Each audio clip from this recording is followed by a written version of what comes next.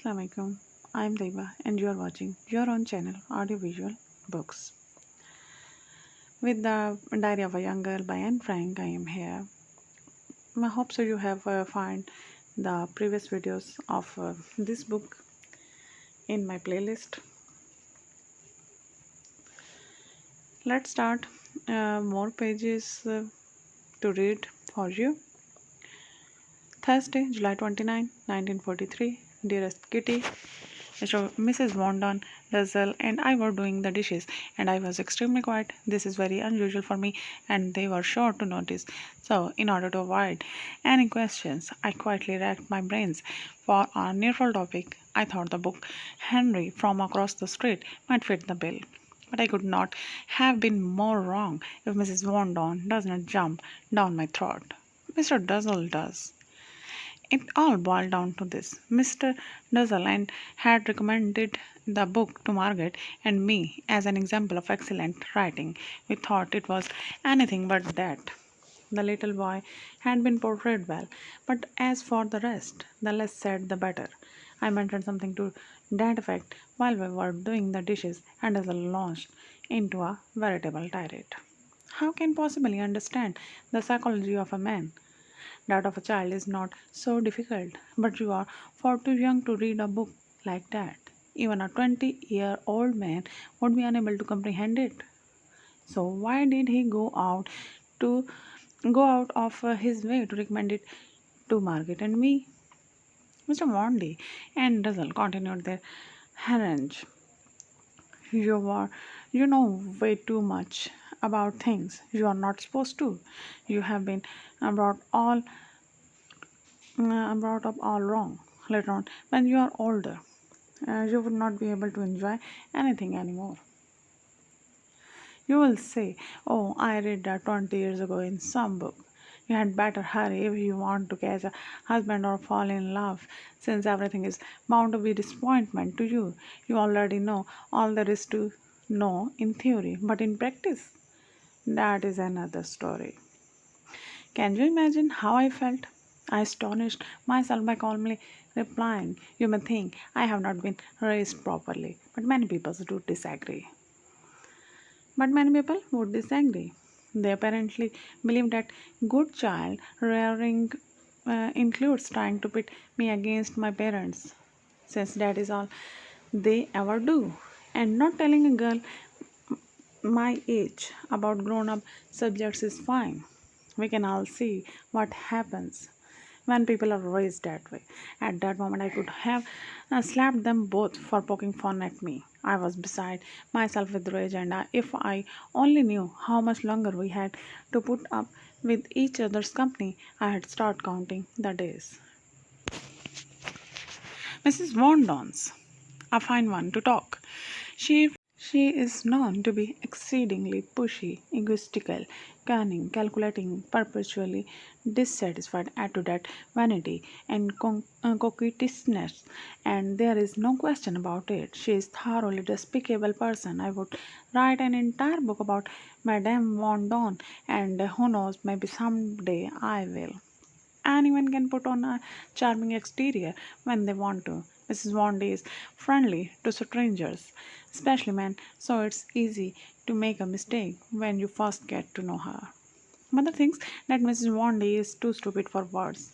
Margaret that she is too unimportant. Pim that she is too ugly, literally and figuratively.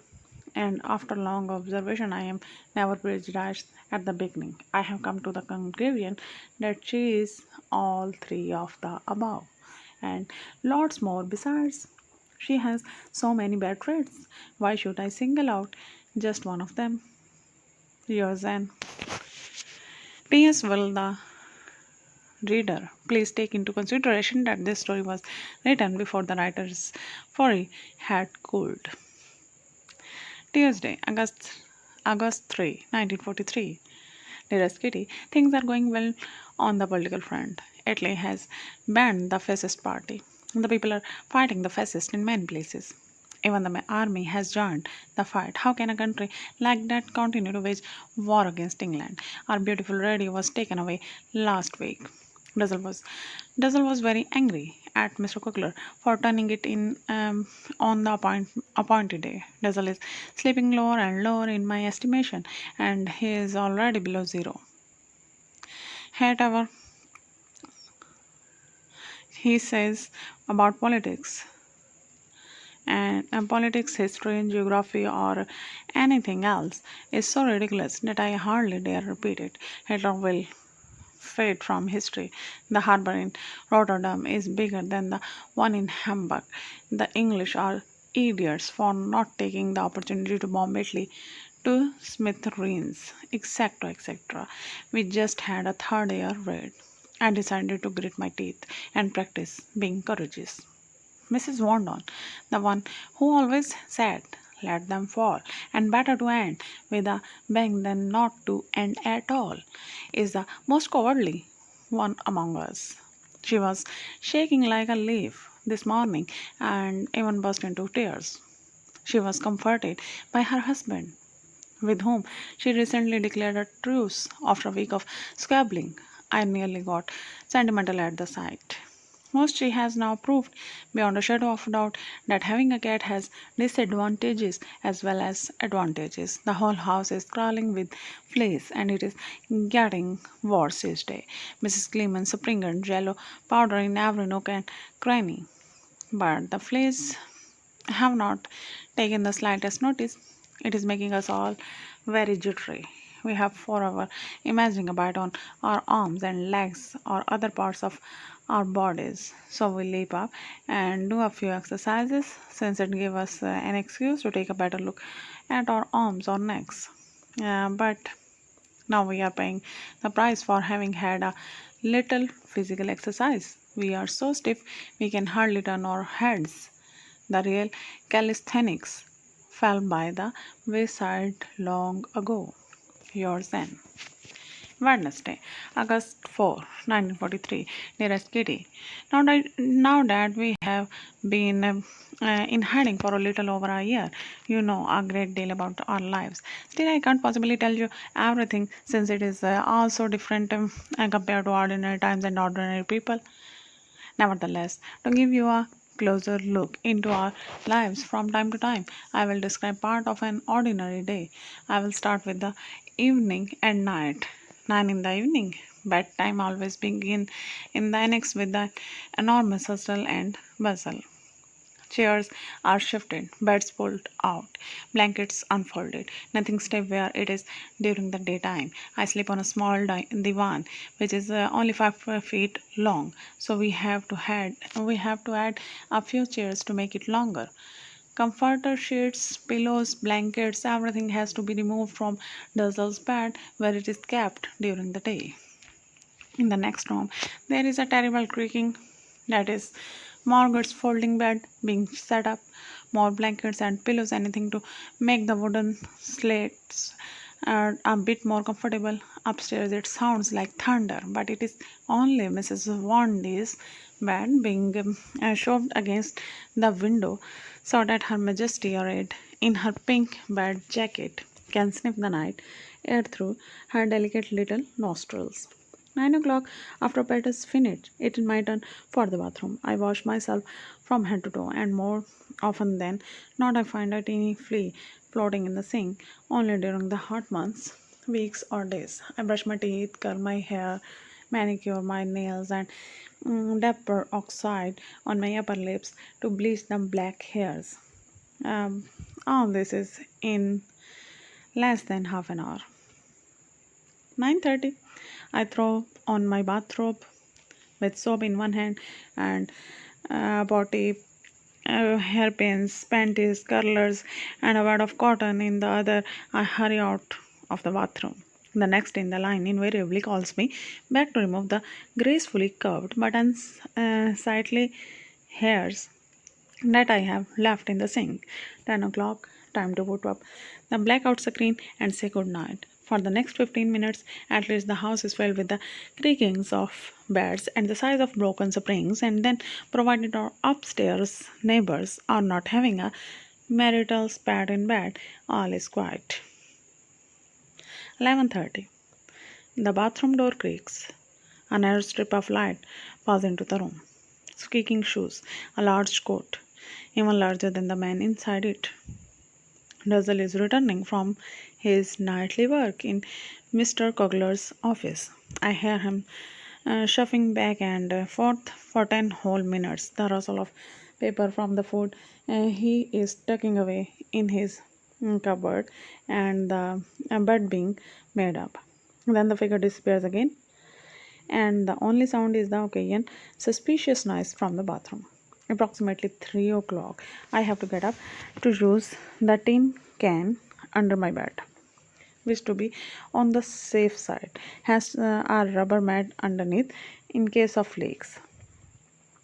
I always hold my breath while I go, since it clatters into the can like a brook down a mountainside. The body is returned to its place, and the figure in the white nightgown, the one that causes Margaret to exclaim every evening, "Oh, that indecent nighty," climbs back into bed. A certain some body lies awake for about 15 minutes listening to the sounds of the night in the first place, to hear whether there are any burglars downstairs, and then to the various beds upstairs, next door, and in my room, to tell whether the others are asleep or half awake. This is no fun, especially when it concerns a member of the family named Dr. Dussel. First, there is the sound of a fish gasping for air, and this is repeatedly 9 or 10 times. Then the lips are moistured profusely. This is alternated with the little smacking sounds, following by a long period of tossing and turning and rearranging the pillows. After 5 minutes of perfect quiet, the same sequence repeats itself 3 more times, after which he is presumably lulled himself back to sleep for a while. Sometimes the guns go off during the night between 1 and 4. I am never aware of it before it happens, but all of a sudden I find myself standing beside my bed. Out of sheer habit, occasionally I am dreaming so deeply of irregular French verbs or a quarrel upstairs that I realize only when my dreams is over that the shooting has stopped, and that I have remained quietly in my room. But usually I wake up. Then I grab a pillow and a handkerchief, throw on my robe and slippers, and dash next door to father, just the way Margaret described in his birthday poem. One shouts Reno out in the dark of night. The door creaks open, and into sight come a hanky, a pillow, a figure in white. Once I have reached the big bed, the worst is over, except when the shooting is extra loud. 6:45. Bring the alarm clock, which raises its shrill voice at any hour of the day or night, whether you want it or not. Creak, wham. Mr. Wandy turns it off. Squeak. Mr. Wandy gets up, put on the water, and races to the bathroom. 7:15. The door creaks again. Basil can go to the bathroom alone at last. I remove the blackout screen, and a new day begins in the annex. Yours then. Thursday, August 5, 1943. Dearest Kitty, today let's talk about the lunch break. It's 12:30. The whole gang breathes a sigh of relief. Mr. Von Maren, the men with the shady past, and Mr. Ducock have gone home for lunch. Upstairs, you can hear the thud of the vacuum cleaner on Mrs. Wendy's beautiful and only rug. Margaret tucks a few books under her arm and heads for a class for slow learners, which is what Dazzle seems to be. Which is what Dazzle seems to be. Pims goes and sits in the corner with his constant companion Dickens, in hope of finding a bit of peace and quiet. Mother Heston upstairs to help the busy little housewife, and I tidy up both the bathroom and myself at the same time. 12:45. One by one they tickle in. First Mr. Guys, and then either Mr. Kleeman or Mr. Kugler, followed by Bap and sometimes even Mip. One clustered around the radio. They all listen rapidly to the BBC This is the only time the members of the NX family don't interrupt each other, since even Mr. Wandon can't argue with the speaker. 1:15 food distribution. Everyone from downstairs get a cup of soup plus dessert if they happen to be any. If there happens to be any. Contented Mr. Guys sits on the divan or leans against the desk with his newspaper cup and usually the cat at his side. If one of the three is missing, he does not hesitate to let his protest be heard. Mr. Clement relates the latest news from down, and he is an excellent source. Mr. Kugler hurries up the stairs and gives a short but a solid knock on the door and comes in either wringing his hands or rubbing them in glee, depending on whether he is quiet and in a bad mood or talkative and in a good mood. 1:45. Everyone rises from the table and goes about their business. Margaret and mother do the dishes.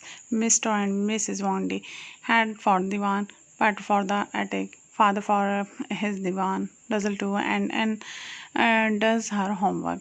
What comes next is the quietest hour of the day. When they are all asleep, there are no disturbances. To judge by his face, Duzzle is dreaming of food, but I don't look at him long, because the time whizzes by, and before you know, it will be 4 p.m.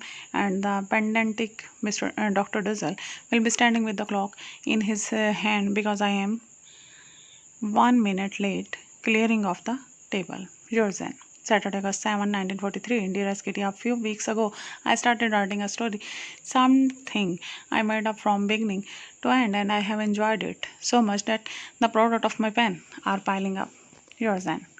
Monday, August 9, 1943. Dearest Kitty, we continue with the typical day in the next since we have already had lunch. It is time to describe dinner.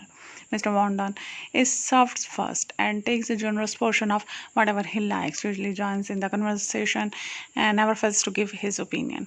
Once he is spoken, his word is final. If anyone dares to suggest otherwise, Mr. Wandy can put up a good fight, or he can hiss like a cat. But I had rather he did not. Once you have seen it, you never want to see it again. His opinion is the best. He knows the most about everything. Granted, the man has a good head on his shoulders, but it is swelled to no small degree.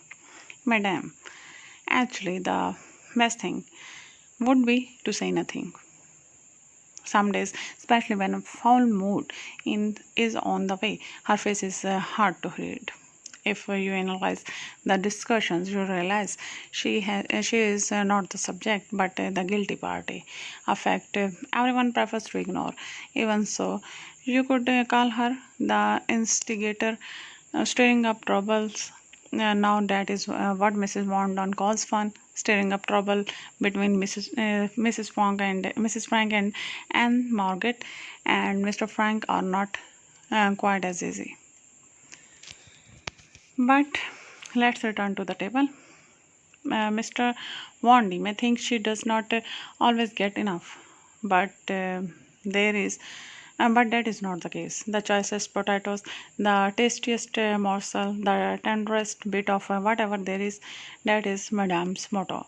The other can all have their turn as long as I get the best. Exactly what she excuses and frank of doing.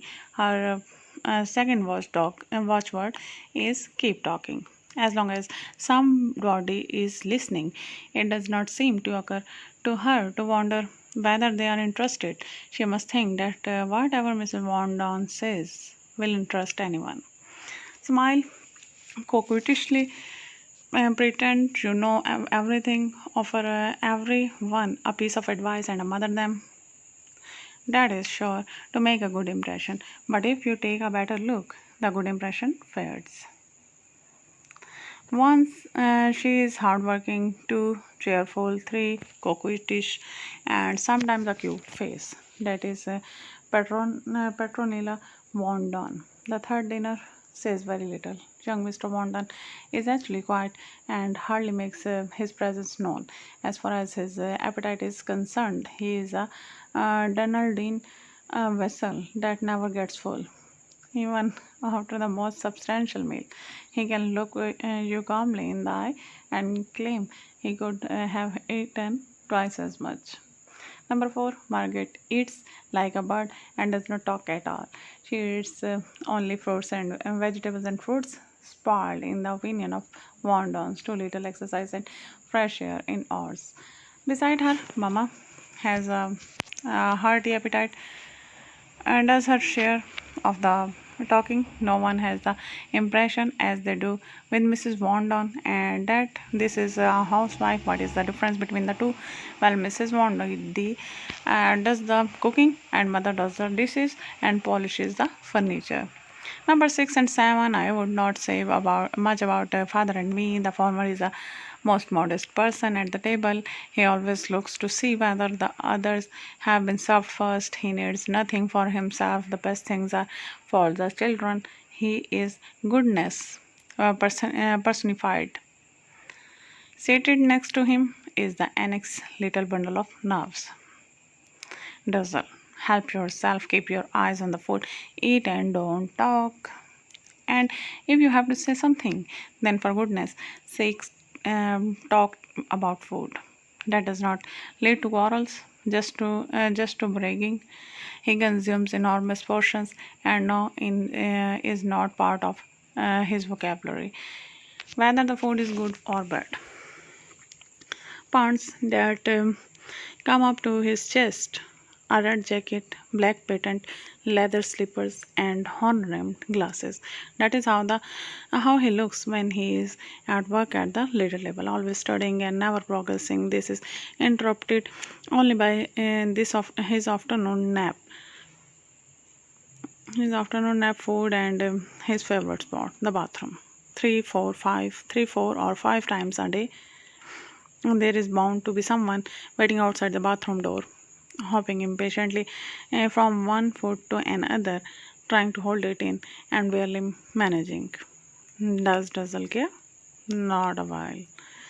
From 7:15 to 7:30, from 12:30 to 1, from 2 to 2:15, from 4 to 4:15, from 6 to 6:15, from 11:30 to 12. You can set your watch by them. These are the times for his regular sessions. He never deviates or lets himself be swayed by the voices outside the door, begging him to open up before a disaster occurs. Number 9 is not part of our annexed family. Although she does not share our house and table, Hep has a healthy appetite. She cleans her plate and is not choosy. Hep's easy to please, and that pleases us. She can be characterized as follows: cheerful, good-humored, kind, and willing. Thank you for listening. Please like and subscribe to see its latest pages. Thank you.